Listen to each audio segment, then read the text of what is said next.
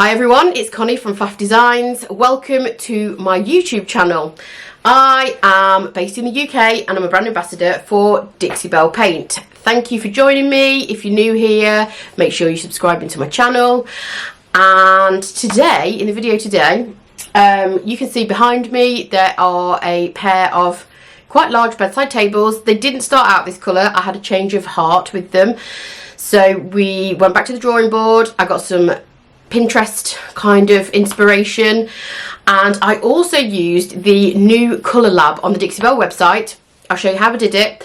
Made a custom colour. You can see that mint green behind, and really pleased with how they turned out. So stay tuned for how I got this transformation.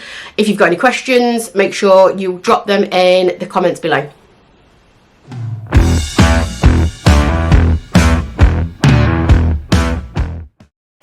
So this might seem like an odd place to start because it looks like something that's already half done. However, the reason I'm sanding this back is because I started painting this in a couple of different colours to where I finished up with. So I started out with some Daisy and some Antebellum Blue, and then I just changed my mind. Just wasn't feeling it. So I'm just sanding the texture back.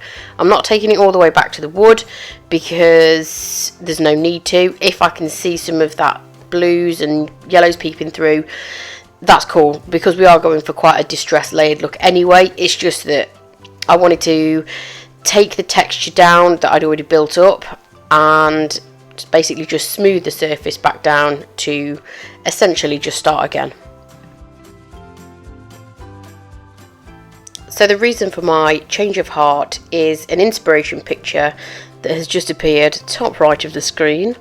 I'm getting very good at this video editing, and I saw this on Pinterest. It's actually a company called Ian Snow that does the most beautiful furniture, and I love the style. Absolutely adore that colour, so I decided to try and emulate that with Dixie Belle paint. So in that inspiration picture, I see layers of green and then a mint green over the top. So I am mixing Tree Frog Green with Sea Spray for my base colour. I'm going to create loads of texture with that base, and then I'm going to let that dry and apply a mint green over the top so that it will try and be like my inspiration picture.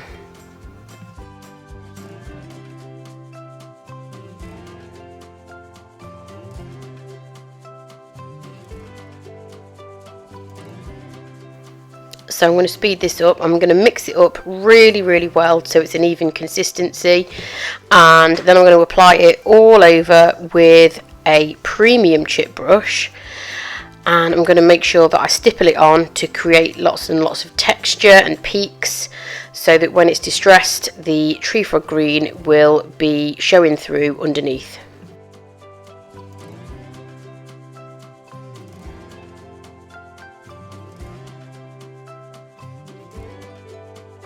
Before that base coat is dry, I'm going to grab my Thing-a-ma-jig tool and I'm going to use it to apply texture in a slightly different way to the brush. So I always say when you are applying texture, it's really good to make a variety of different textures so that it looks more authentic. So I'm just using some of the existing mixture from before, and I'm just smoothing it over to look like really thickly applied paint. And this is just going to add, like I say, a little bit more interest and authenticity to the finish.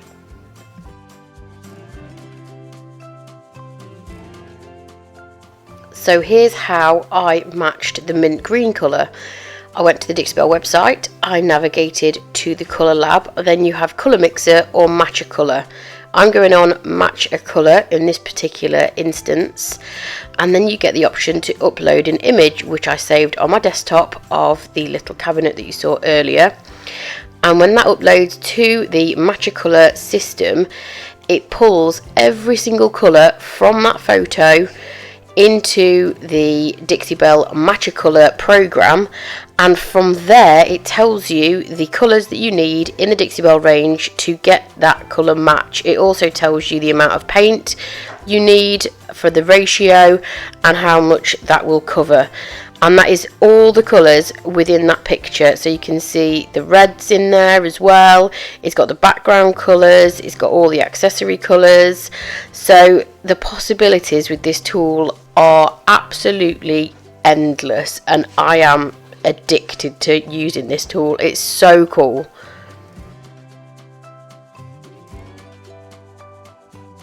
So the mint green colour, as you previously saw, is a 60-40 mix of tree frog green and sea glass. So anybody who wants to comment below with a brand new name for this mixture is welcome, because the best that I've come up with is sea frog green, which is a little bit weird because what even is a sea frog? So we'll speed this up a little bit, because all I'm doing is basically adding a layer of the custom mint colour straight over the top of the tree frog green base, and I allowed that base to dry overnight because I had applied it thickly in areas with the Thing-a-ma-jig tool. I've got sea spray in there as well, so I left it overnight to dry thoroughly. I'm using a Dixie Belle synthetic brush, and I'm applying this mixture relatively thickly over the top. I'm not using water, I just want to do one coat of this. I'm applying it relatively thickly, like I say, because I find that that way it chips back better.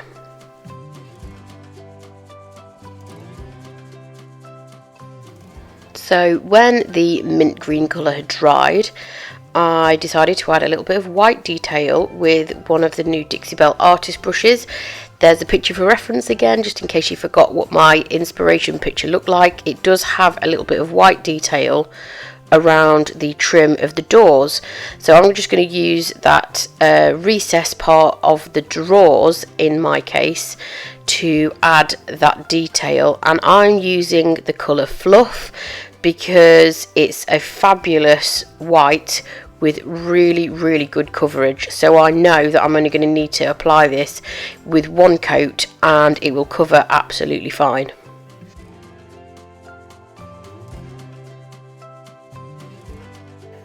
Okay, we're going to have to speed this up, otherwise it's just going to be a video of me painting white lines for about an hour. So as you can see, I am going for a kind of rustic bohemian look. This is going to be a distressed piece, so I am not bothered about sort of really crisp lines or edges.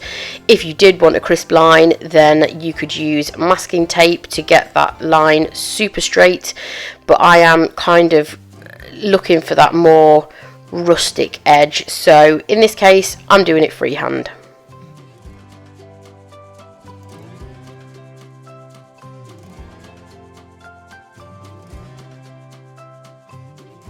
So next, after the white paint had dried, I am adding handles, not because I'm finished, but because I need those as guidance as to where I'm going to be putting my next thing, which is some silkscreen stencils. So I'm going to be using the silkscreen stencils in the pattern Mandala, and I'm only going to be using a very small part of that stencil. So as you can see, I'm just cutting out two of the shapes that I'm going to use either side of the handles to just kind of add a little bit of detail and frame the handles as well. Silkscreen stencils are completely different to a standard stencil, so they have an adhesive backing, which means they are less likely to get bleed through. They are reusable, so that adhesive doesn't sort of go less tacky until after you've used them around about 10 times. You do get a lot of use out of silkscreen stencils, and they allow themselves, because they have that silkscreen mesh, they can be a very detailed stencil, more detailed than what you would get as a standard stencil. So I've peeled the stencil off the backing. Now make sure you save that backing plastic, because that will be what you need to put your stencil back on when you've cleaned it up. I'm just positioning them so they're kind of symmetrical, but again, we're looking for more of like a hand painted rustic sort of feeling with these. So if they're not exactly symmetrical, I'm going to embrace that.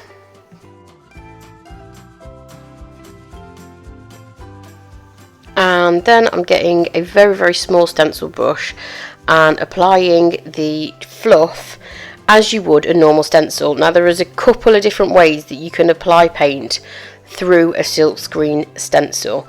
This is just one of them. It's not the only way. You can do it with a sponge, you can also do it with a squeegee tool.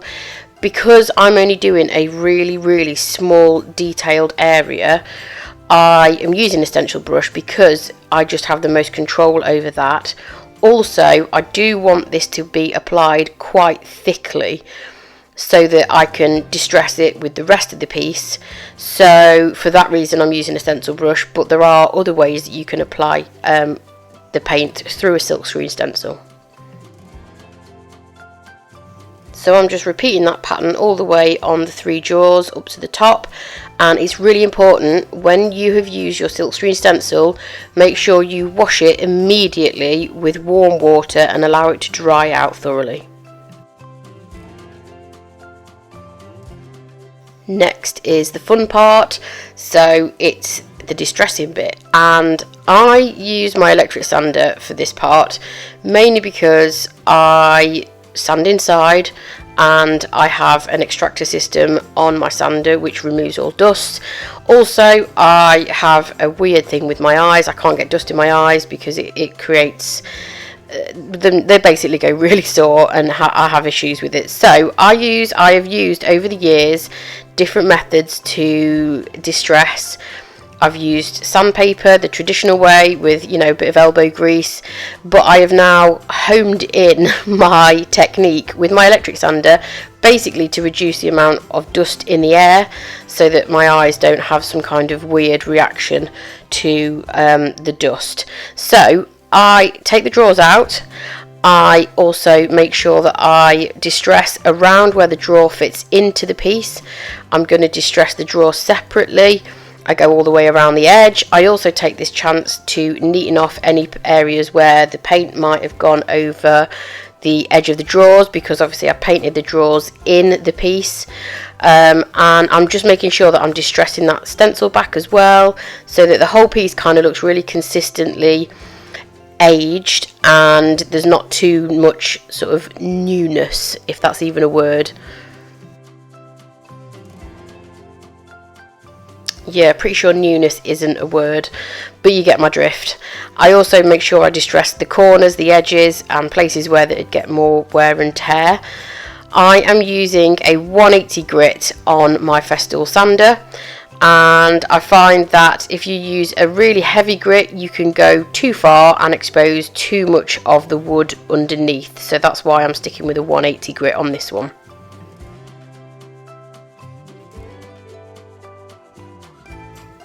Waxing is next, and that's going to seal the paint.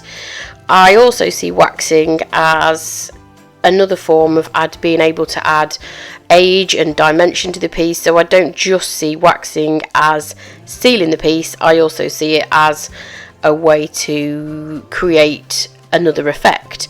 So I'm using Best Dang Wax in clear, and I'm applying it quite liberally all over the piece with the Petite Brush. The Petite Brush is a natural bristle brush, which is the traditional type of brush that you'd use to apply wax. It holds the wax really well and it applies it really evenly across the surface.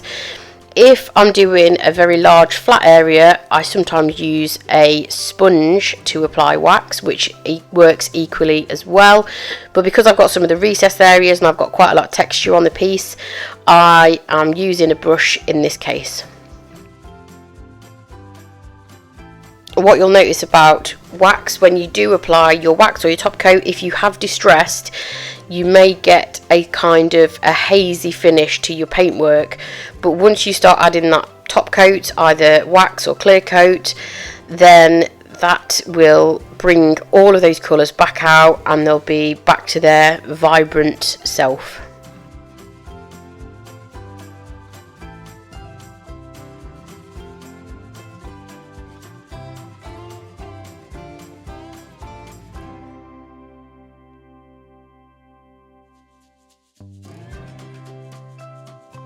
So straight over the top of the clear wax, I'm now going to apply some Best Dang wax in brown. I'm using a different brush. I'm using a premium chip brush for this, and that's because I don't want this to be applied too thickly.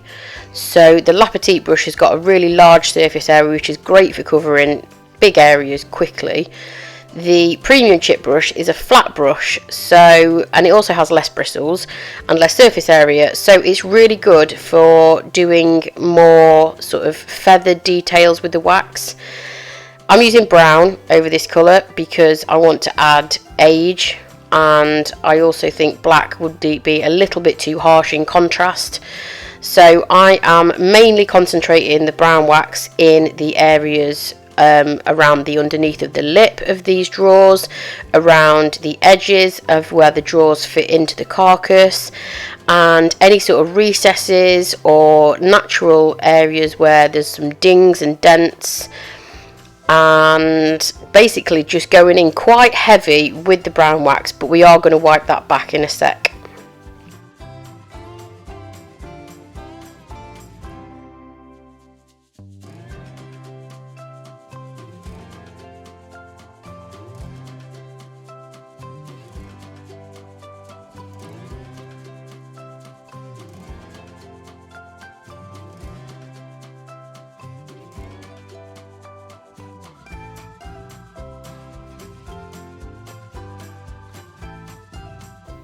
Okay, now I'm going to remove the excess brown wax.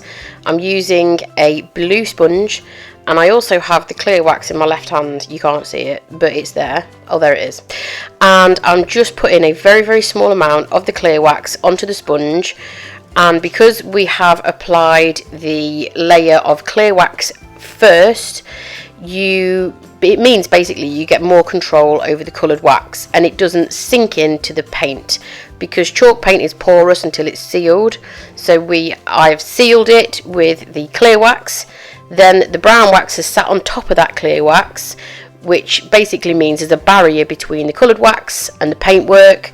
It means that the brown wax hasn't been allowed to sink into the paint, and that allows me to be able to wipe back that brown wax.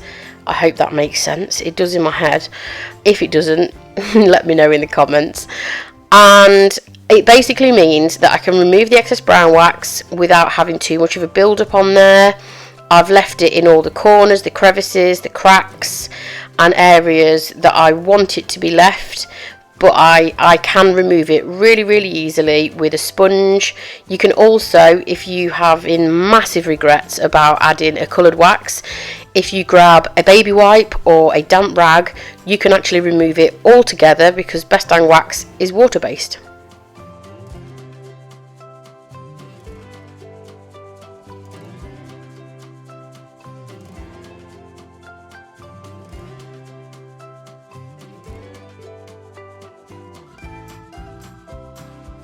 So after about 20 minutes, I took a clean microfiber cloth and buffed the wax to remove the excess and give a sheen, and then I'm going to put the handles back on. I did remove the handles earlier to apply the wax. I forgot to tell you about that part. I'd only put them on as placeholders to apply the stencils, so I'm just adding them back on for the finishing touch.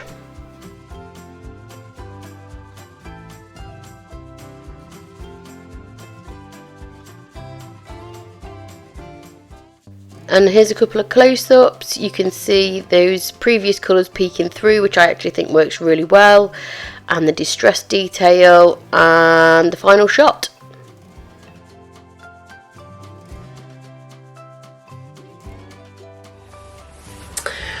Okay, hopefully all that made sense. Thank you for watching, and make sure you subscribe to my YouTube channel.